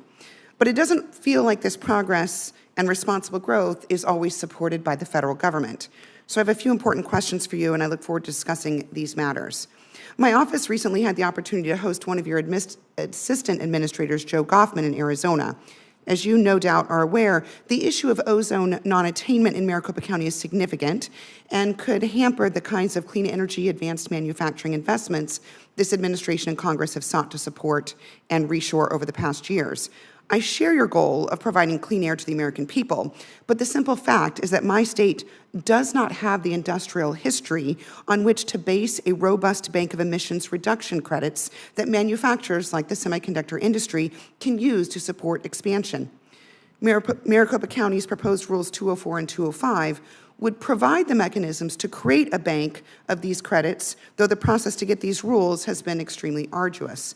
Now that the EPA has taken the first step towards conditional approval of 205, will you commit to working with Maricopa County throughout this process to ensure a timely final approval by the end of this summer? And can you also provide an exact timeline of how the agency plans to work with the county to get Rule 204 to conditional approval this calendar year? Well, thank you for the question, and what I'll say is I can commit that we'll continue to work on this process. I think that Maricopa County has pioneered some very novel approaches that have gotten us this far. Administrator Goffman was there meeting with stakeholders to try to learn from the success of 205, so we can apply to 204. So I will circle with my staff and have our teams converse about what time frame we actually think we're on. I'd hate to promise something that we can't meet. And I'd like to give you some level of specificity on what that timeline is and what needs to occur to ensure success for that timeline. Well, thank you, Administrator. I'd like that specificity, though it would have been nice to have an open hearing. I'll take it in a later time if you're able to follow up. My second question, Western states face significant regional challenges in attaining the 8-hour ozone standard.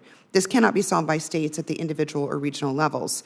These challenges include high natural background ozone levels, increasing ozone impacts for wildfires, and significant ozone impacts from international transport.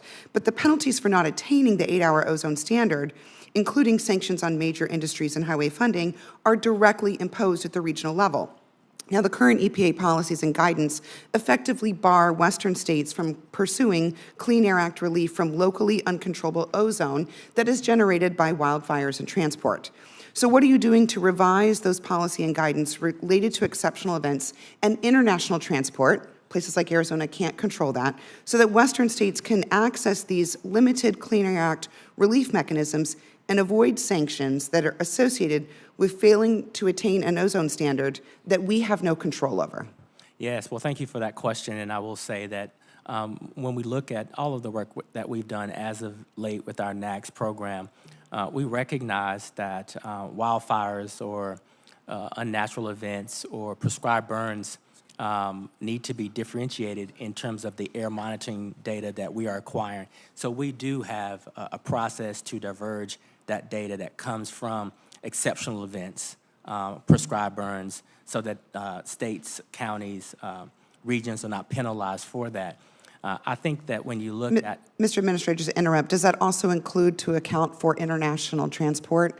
As you know, we share a border with Mexico and have no ability to manage how they regulate their usage of ozone or pollutants in their air. Yes, what I would say there is I think that our program is designed to understand what transport is coming from out of state. That's part of what we've perfected in our Good Neighbor rule, even though it's constantly challenged in court and other places.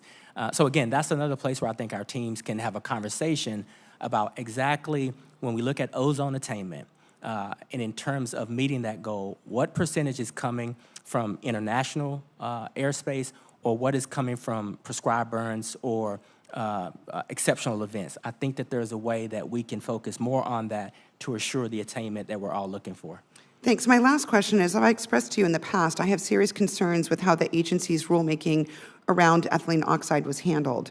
The potential impacts of this rule on the safety and availability of sterilized medical devices is one that I still don't believe the EPA has taken on with full seriousness, including comments that the FDA submitted about the massive risks to medical device supply chains. Can you explain how you've worked with Commissioner Califf at the FDA to address concerns that they've indicated around medical device supply chains that require ethylene oxide? I can say that I've talked to Dr. Califf a number of times. Our teams at FDA and EPA have talked a number of times. I think that we were able to resolve those issues that the FDA had during the proposal and final phase. I will say that we are assured, based on our process, that we will not have any impact on sterilization of medical equipment that is used, obviously, to save lives. But we also feel really good that this rule can be complied with at less than 1% of the annual revenue of these companies, and we are reducing cancer-causing risk, elevated risk, by surrounding communities by 96%. So 96%. So I think that we've done a really good job balancing those health obligations, the cost effectiveness of it, and some of the very serious questions that we took serious that were raised by the FDA. And I know I'm over my time, Mr. Chairman, but just one last follow-up question. Do you feel confident in saying that the FDA shares your assessment that through this process you've addressed all of their concerns and that the industry will be able to move forward without harm to patients or to the medical device supply chain? I believe that, and I believe we have the documentation that says so. I'd like to see that. Thank you. Thank you, Mr. Chair. You're most welcome. Senator Capito. Thank you, Mr. Chairman. Welcome, Mr. Administrator. Good to see you again. I am sure that you will not be surprised that I am going to start by saying I'm extremely disappointed by the EPA's Clean Power Plan 2.0 and other rules in the so-called EGU strategy that were announced last Thursday. I'll discuss these more in detail because you're coming in front of our EPW committee, and we can dig deeper into that and discuss those rules. So turning to another issue, Would you agree that the EPA's Office of Inspector General plays an important role in conducting independent third-party auditing and oversight of the agency's programs? Yes, I would agree. And would you also agree that the IG's work helps to ensure that the agency's programs are responsibly and effectively implemented and waste, fraud, and abuse is minimized? Yes. Well, we agree on the important role of the EPA's Inspector General. I think it's especially important when it comes to the oversight of the IRA, which was passed with Democrats only voting for it. The IRA appropriated more than $41 billion to the EPA and established many new programs that require the agency staff to conduct activities that are outside their traditional roles. One example is the Greenhouse Gas Reduction Fund, commonly referred to as the Green Bank provision, which I understand is $20 billion that you've just announced is going to 8 entities. Mm-hmm. It's $20 billion going to 8 entities. Democrats provided $27 billion for the entire program. The Inspector General has testified before the House, the EPA Inspector General, that the Green Bank and other new IRA programs carry a heightened risk of waste, fraud, and abuse. So of note, however, the IRA provided not $1 of additional funding for an EPA Inspector General to independently oversee this $27 billion. By contrast, the Inspector Generals of other agencies did get IRA funding. For example, the DOE got $20 million to help oversee their funding. It's deeply concerning to me that we are now entering the second year since the IRA became law, and the EPA Inspector General still has not received any additional dedicated funding to audit more than $40 billion in your EPA programs. So do you support the EPA Inspector General being provided with additional funding to perform audits and reviews of the IRA programs?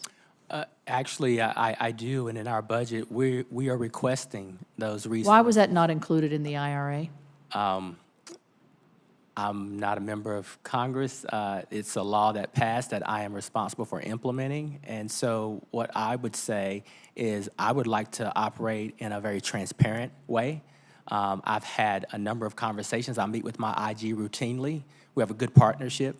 He has indicated that it would be in both interests to have more oversight. And so in that spirit of partnership at EPA, we have requested to Congress through the budget, through the President's budget, that the Inspector General's office receive adequate funding so that we could continue that strong partnership. How much did you ask for in that? We've requested $79.2 million in total. I think the current is $54.6 million. Okay, so that's additional, what, like 25 or something like that? Am I hearing that correctly? Yes. 45% increase. Yeah. So how do you say that you're going to finalize these agreements of $20 billion to 8 different entities, and when are you finalizing those agreements? In September? Well, we had a very competitive process. We've selected those 8 recipients, which I think, I don't want to speak for the IG or anyone else, but we chose 8 applicants that have demonstrated expertise. From an oversight standpoint, that's much better than choosing 30 or 40 applicants that don't have quite the same level of expertise. And by the way, these 8 recipients are distributing the resources. So this is not $20 billion going to 8 entities for their usage. They are, which that makes it even harder to oversee, I think. I'm not advocating that they are the ones that spend it, but it seems to me if you're going to have 300 different entities, being the recipients of this with 8 entities putting this money out, I don't see how you're going to keep track of this. I mean, I just think it's so ripe for waste, fraud, and abuse, subjective kinds of deploying of the dollars, and that very much concerns me. I think the design of the program, and I'm very proud of the way we've designed this program. We have the metrics, we have the guardrails, we have carefully selected these 8 individuals. They are accountable to us. I think we have a ton of oversight mechanisms built in.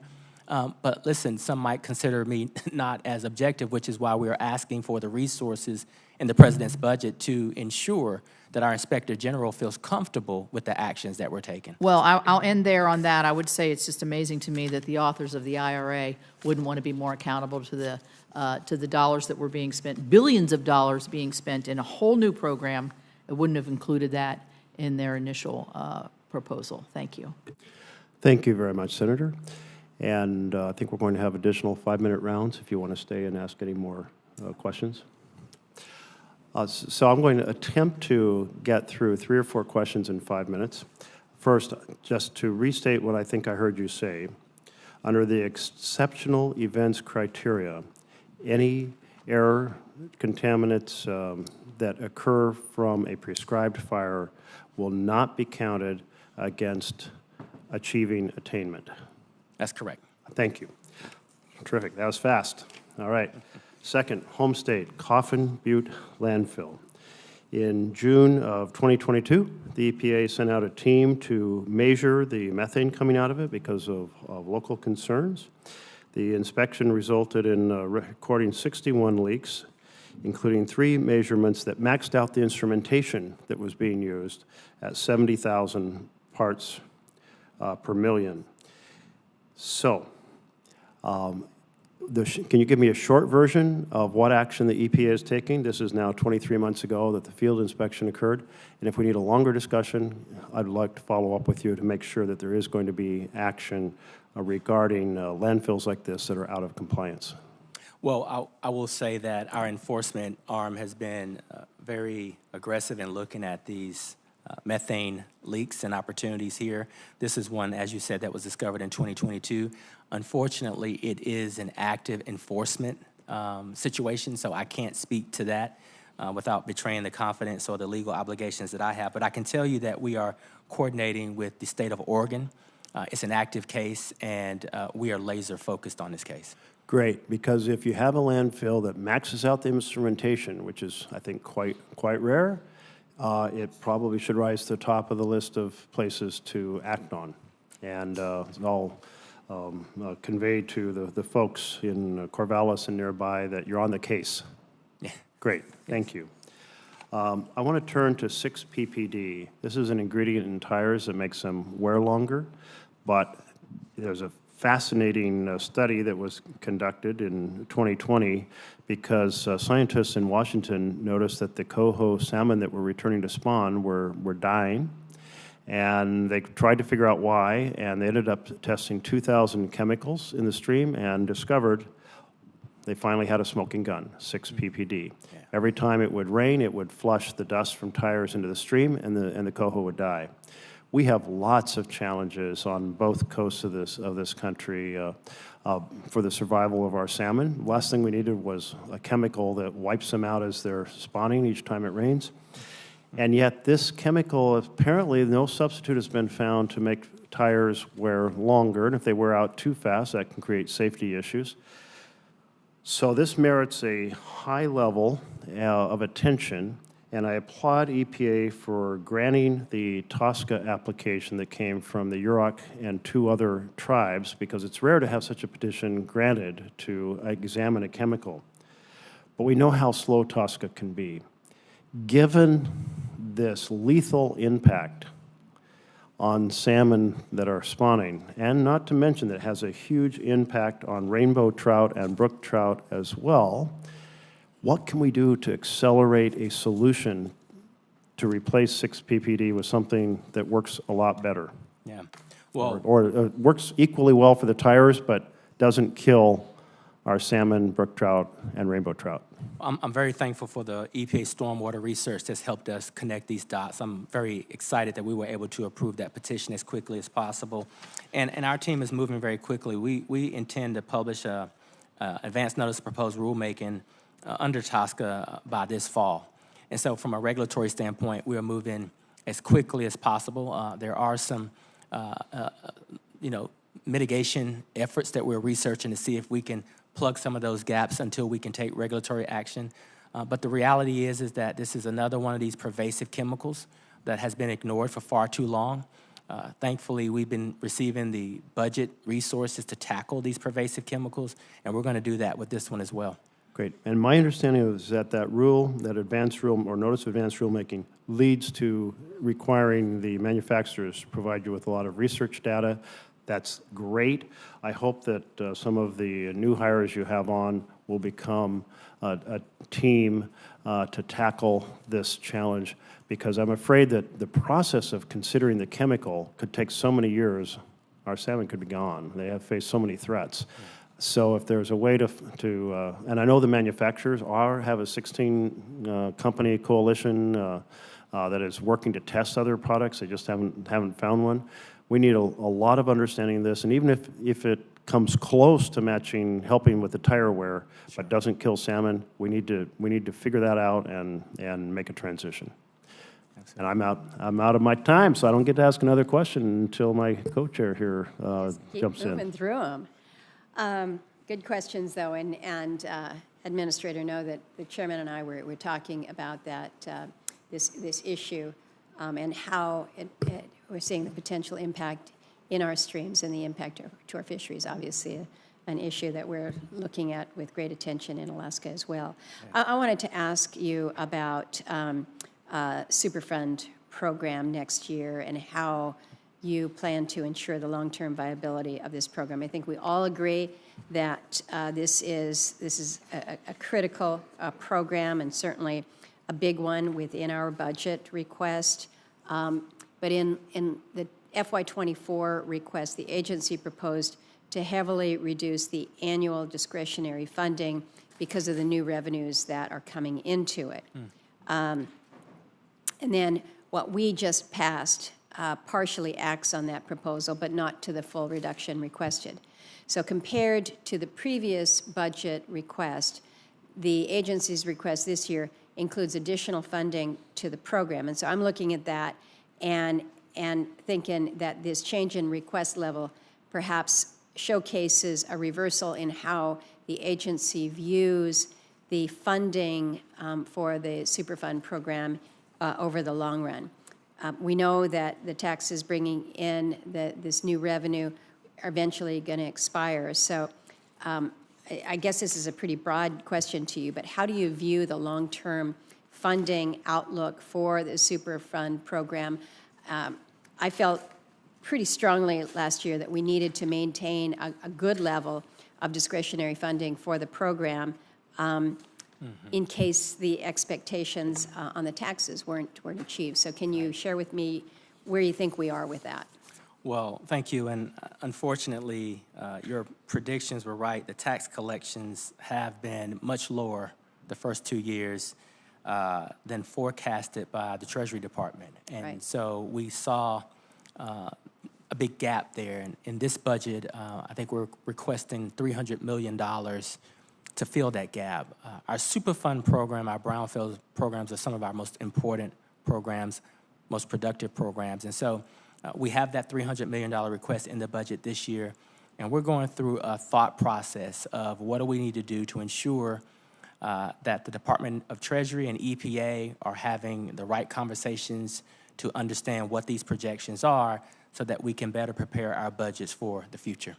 Well, I appreciate that, and I was really worried last year because we were all looking for different ways that we could meet our budget, and we were really constrained. And there were a lot that were looking at the Superfund as, well, now we're going to have all this new revenue coming in, so we don't need to fund it on the discretionary side. So I think we're in a good place, but I agree with you. These programs are far too important across the country, so we want to make sure that we get this right. Absolutely. I raised the issue of congressionally directed spending projects and getting them out the door to the intended communities. I don't think I mentioned any numbers in my statement, but looking just at Alaska as an example of the 48 FY22 and 23 projects that we secured for Alaska, only 15 of those have been awarded. And so when you think about just the process that we're dealing with, we have communities that are coming to us and saying, this is absolutely highest and most significant need. We work to achieve that, we get it, it's in law, and then 1 year goes by and they don't see it, and the second year goes by. So can you give me any updates on what the agency is doing to improve the processing? And I guess what I want, Administrator, is your assurance that you're really going to make this a priority, and including talking with the new acting administrator for water to kind of sit down and figure out, all right, how do we get these funds out the door? Absolutely, and I'd love to also just continue this conversation so that we can drill down a little bit more. I know that Congress awarded us $7 million last year to try to help us close the gap. With these earmarks, as you and I have discussed, these are going to applicants who just are first-timers in the grant application process. So we've tried to take that $7 million plus other technical assistance we can provide to the applicants to submit qualified applications. Of the completed qualified applications, we're at a 99% approval rate. So we really have a deficit in terms of getting these grant in the door in a decent fashion. And so we put our heads together to think about how to speed that up. We can do that with existing technical expertise and the $7 million. But I do think we need to have a more robust conversation about not just with Alaska, but how do we close this gap all across the country, given that there is a big gap in terms of those who have never applied for federal grants, and there is a process that we have to follow to ensure that they can handle those resources. Well, we all want to get to the same place, but I'm sure you can understand the frustration from those who have been the recipients, but now they're looking at it and they're like, we're recipient in paper only. Yes. And it's not legal tender paper. It's you win, but you don't have anything yet. So let's work together on that. Absolutely. My time has expired. Thank you. Thank you. Are you going to stay for another round of questions? Okay. All right. So back to landfill methane. One of the broader questions that doesn't just address Coffin Butte, the landfill that I noted in Oregon that we have lots of concerns about, is landfills more broadly. Will you considering updating the new source performance standards for landfills? That is something that I know has been discussed by the team. And so what I want to do is get an update from them on where we are in that process, that discussion process, and I'll be sure to circle back with you and your team on that. Okay, that'd be great. I keep thinking about this one landfill that I visited in Oregon where they'd run piping throughout the whole thing, and they were collecting all the methane, and then they were burning it for energy. And at least when you burn it, it makes it less lethal to the climate. Produces carbon dioxide, yes, but less toxic. But you're also producing energy for the grid. And but the landfills, when they're just emitting massive amounts of methane, that's not collected, not burned, whatever. It's the worst case. I want to turn to follow up on the point my colleague was just making, because we're getting a lot of feedback, not always so polite feedback, back home on the FY22 and 23. And in Oregon, we call them community-initiated projects. They put forward their best ideas. We fight for them. And so we want to make it clear it's their priorities back home. It's not our priorities.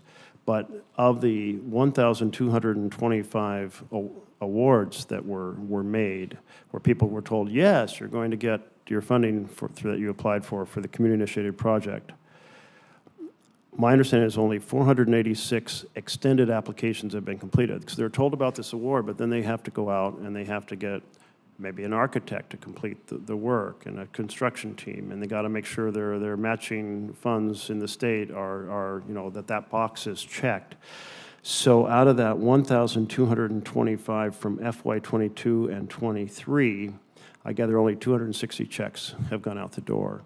And so that leaves 1,000 frustrated organizations. And maybe that's because we don't help them understand what they have to do if they get the award.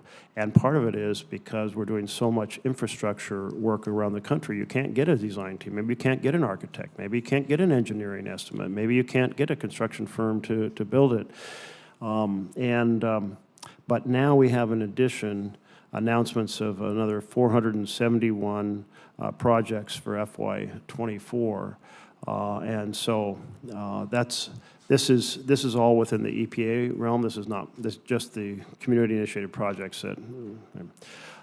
So I know it's a much more extended conversation about how we educate those who apply, how they know what they have to do quickly, how do we solve, if there's any way to solve the challenges of fulfilling all the details of the full application they have to do after they've been told they have the money, because we want this to work well. These were the community's top priorities. We get excited telling them we've gotten the money, and then the slow process gets frustrating for them. I had one community that said to me, we got $1 million grant, great, but in the year it took us to get all the boxes checked and approved by EPA, the project increased by $1 million. And that obviously didn't help anyone in that particular instance.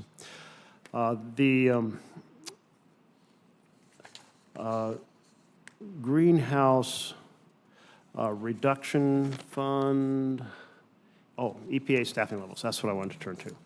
So how does your FY25 budget increase the permanent staffing? We know the staffing has increased from the Inflation Reduction Act and Infrastructure Bill with shorter-term contracts, but in terms of your permanent hires, which have increased 20% over the past decade, how much repair work is done in this FY25 budget? You know, it's a good shot in the arm. I think when we look at 14,000 plus employees and trying to get up to that 16,000 level, you know, 10 years ago, 15 years ago, we were at 17,000 or more. And I would argue that the environment was less complex.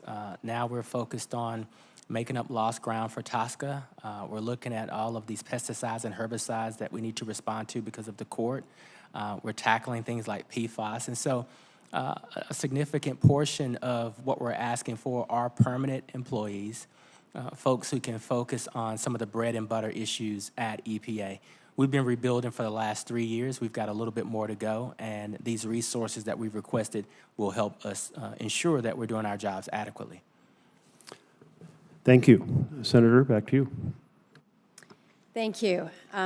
2 more questions for me, both of them not very easy. One's PFAS and one's clean power. So, but there's been a lot of attention focused on the PFAS contamination, what we need to do. I'm pretty proud of the funding that we were able to include in the bipartisan infrastructure bill to start addressing this PFAS contamination, because we recognize that we've got to address it.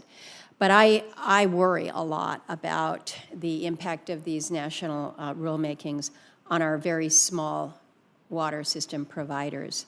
I mean, they're small. You know, Administrator, you've had an opportunity to see some of them, to hear their concerns. They've not only expressed real genuine concerns about the cost, but also the liability under the CERCLA designations, even with the enforcement discretion policy that the agency has released. So how do we address the very legitimate concerns that we have here? And I don't know, maybe there's been some work that's been done in the rulemakings or separately to address some of the concerns, again, of these very small community providers like we see in Alaska. And it's not that anybody wants to say, well, we don't want to have good standards here. But for some, I mean, there's no option. It's like, okay, if we can't meet this, then there's enforcement, and if there's enforcement, we can't pay for that, and therefore we have no water. What do we do? Well, and I understand exactly what you're saying, and thank you for introducing me to some of those small water utilities that I saw while I was in Alaska. I think we're very cognizant of that in terms of the way we designed the rule. And so I would love for our teams to get together so that we can talk about some of the flexibilities that exist there.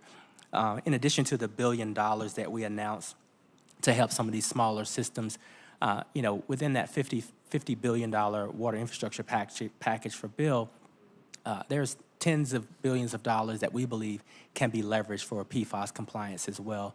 And so I believe that there are a number of pots of money, in addition to leveraging some of our public-private partnerships that can bring some of these water systems into compliance that fall on the smaller scale or in that rural scale. Well, what I'd like to do is take you up on your invitation to introduce you to some of these very specific communities, share with you and your folks just the enormity and also the steps that they have taken to try to address some of these issues, and see if we can't be a little more creative in identifying some sources of funding. And last question to me is on the Clean Power Plan and its effects on Alaska. You've spent some time there. I know that you are familiar with many of the issues that are distinct in my state, but we are facing a situation now with declining natural gas production in Cook Inlet. Natural gas is basically that base load that powers the entire south central region all the way up to Fairbanks.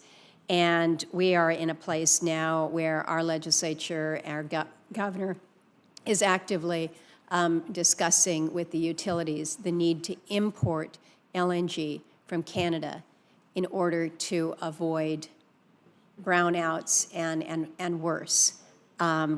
It's a situation that is absolutely untenable in my view, but this kind of speaks to the place that we are in right now as we are trying to integrate in additional renewables.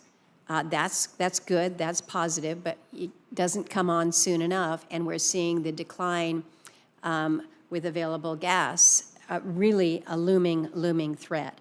And so a couple questions when it comes to the Clean Power Plan and our energy picture in that context. Because under the previous rule, Alaska had an exemption to the Clean Power Plan. And I guess the question to you is whether or not the EPA actually looked to what these rules could mean for electric generation and energy costs in Alaska, particularly given this dynamic that we're seeing. It's just like this wall coming at us. And whether or not we should be in a position where if because of the pressing urgency that we are in right now, and again, an option that is untenable, which is importing LNG from our neighbor in Canada, if Alaska is forced into a situation like this, can EPA look to the Alaska exemption that was in place in the prior Clean Power Plan and acknowledge that it might be time again for an Alaska exemption? This is a situation where I don't think anybody thought that our situation was so tenuous, but we are to that point. We're now to the place where the governor is. He's saying we're going back to coal because we know we've got that, but we can't get the natural gas that we need, and we can't bring the renewable energy on in a manner.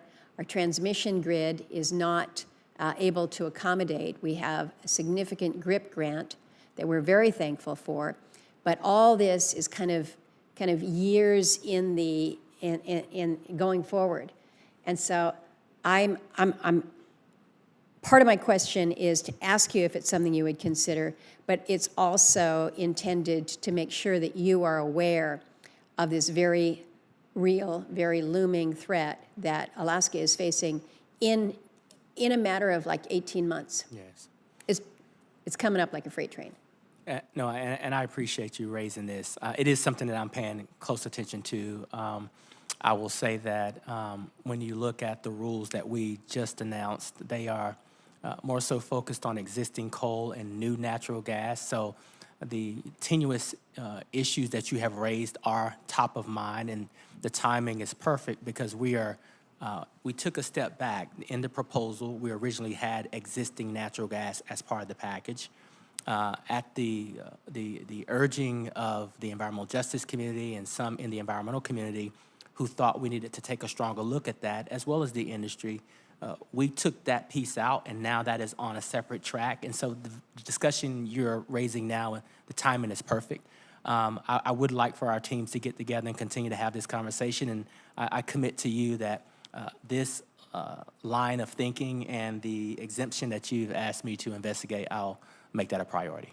Thank you. I'll look forward to having a visit with you and your team when we can make that schedule happen. Thank you, Mr. Chairman. That's the last of my questions. All right, thank you very much, Senator Murkowski. And I would like to follow up after this with a better understanding of all that we expect to be accomplished from the $27 billion, including the $7 billion in the Solar for All program. I keep thinking about this project that a group in New York had called Uprose, where they were trying to work with local stores to be able to do solar canopies and then benefit from the community solar, so on and so forth. I know there's a lot of innovative ideas, solar panels that will go on to affordable housing, helping low-income families in various ways and so forth. But I think it'd be helpful to try to, now that those 8 nonprofits have received funding and laid out a vision of what they're going to accomplish, to try to do a kind of a compiled understanding of what are we really going to get from this. We would appreciate that. If there are no other statements, the hearing record will be open until the close of business on May 8th, 2024. Obviously, there are tremendous diversity of complex challenges that are on your desk, Mr. Secretary. So thank you. I know you're waking up every day trying to tackle them, and we just keep piling more issues even as we go forward. So appreciate your service. The hearing is adjourned. Thank you.